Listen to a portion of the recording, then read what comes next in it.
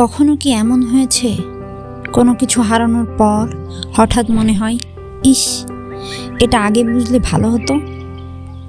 সম্পর্ক, সময়, নিজের স্বপ্ন আমরা প্রায় সবাই দেরি করে বুঝি, কিন্তু প্রশ্ন হলো, আমরা কেন এমন?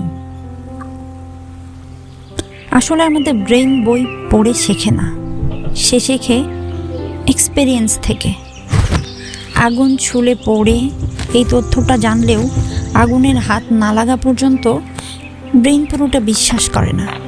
এই কারণেই জীবনের অনেক সত্য আমরা আগে শুনি কিন্তু পরে বুঝি। ছোটবেলায় বলা হতো, সময় নষ্ট করো না, নিজের যত্ন নাও, ভুল মানুষকে গুরুত্ব দিও না। আমরা শুনেছি কিন্তু মানিনি।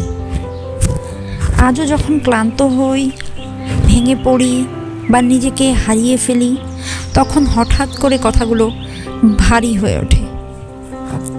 কিন্তু শোনো, দেরি করে বোঝা মানেই তুমি দুর্বল না, এর মানে তুমি শিখছো।